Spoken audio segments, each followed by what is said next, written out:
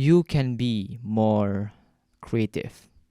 That's true. So I used to just do photos and videos. Basically, it means that I just shoot videos, shoot photos, edit videos, edit photos, and send them to clients. And basically, that's it. Basically, work that involves cameras. But recently, I came to a decision that, you know what, graphic design seems very, very interesting. It seems like it could add a value to my main skills, which what I said just now. But factually, I'm not really a guy who's a jack of all trades. Because if you are, for me, you are a master of none or an average of everything. But recently, I came to realize that there is an exception to that, kind of like an exception to that you can complement those extra skills to your main skills. Okay, let me make it more sense to you. That as I said that earlier, I used to just do photos and videos, but I got into graphic design. I realized that I can use my graphic design knowledge, my graphic design skill to complement my main skills, which are doing photos and videos. So the call to action here is that make sure you actually use what you learn from other creative works to complement your main skills. But this is not just for creative work. Yeah, I'm talking generally right now. So by applying what I said conceptually, creativity arises. You can expand your creativity and you can create something that is like different than usual, different than the others. And yeah, from there you can also go develop your identity. Yeah, I know that copying and pasting is such a thing nowadays, and it is undoubtedly working nowadays. But hey, no one will remember you unless you have a very pretty face, not like this pimply face right here. But actually, you do not need to be like super different. Yeah, I'm contradicting myself right now, but you do not need to be like very, very different, like out of this world, alien kind of like level, something like that. So I really like what Chris Doe said in this video about being just a bit different. So the hardest part, the part that's holding everybody back, is the part where they get to know you. Okay, so how do they get to know you? Well, you can do what many people do, which is, I'm a designer, I'm a painter, and that's what they do. And after a while, when enough people do that, people become really numb to that.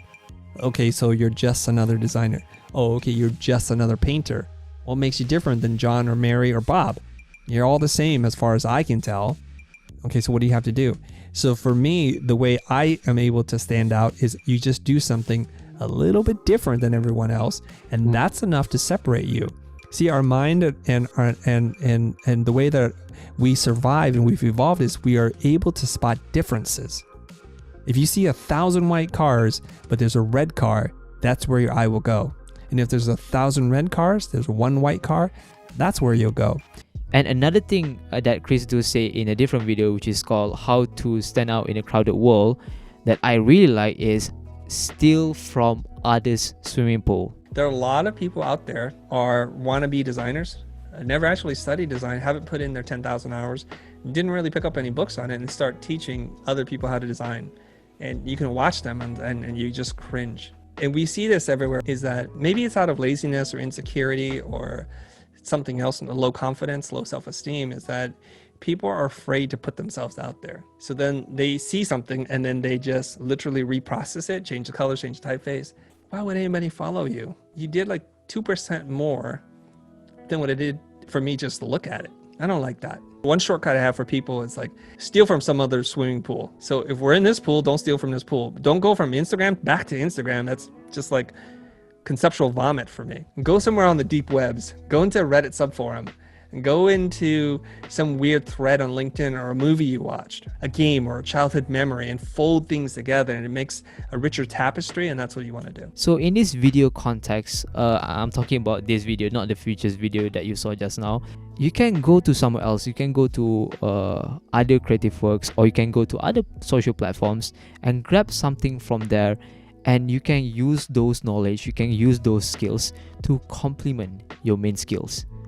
And you could avoid, you're just another designer, you're just another photographer, you are just another videographer, because, where you upload, people can find other things as well.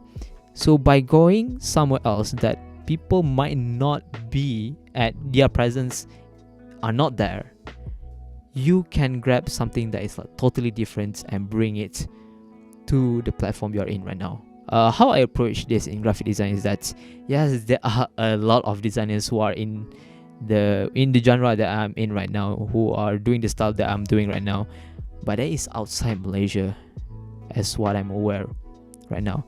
There are not so many designers local designers who are doing the style that I'm doing right now, who are in the same genre as I'm in right now. And I think that is an opportunity for me to give a breath of fresh air here in the local scene. And also my design is quite mainly influenced by new metalcore music, hardcore music, or you can generally say music. So I realized that if you kind of like realize that my artworks are kind of somehow inspired by hardcore bands artworks. So you see, I take a bit from there, I take a bit from here, I take a bit from there, and I make something around those things. And of course, the fundamental of what I learned.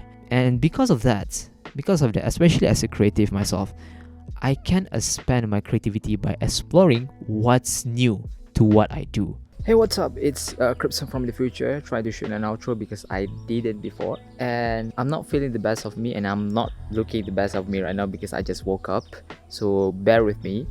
But really, I think it's all about transferable skills that you can use for whatever you are doing right now. And to be honest, this whole debate of jack of all trades and master of one, in this case, is quite blurry and it's quite vague. So what do I think about this?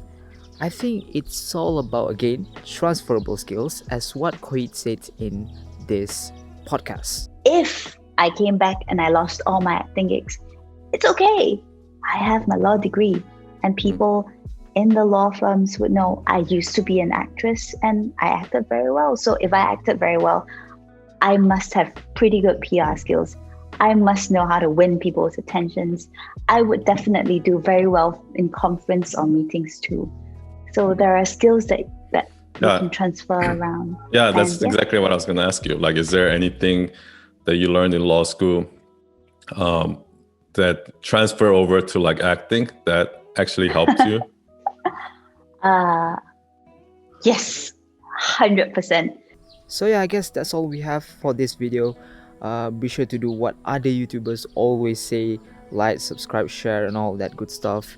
And yeah, let's see if we can be a big channel so Kohit would notice me and probably we can collaborate or something like that. Hit me up. So yeah, goodbye and Godspeed to you.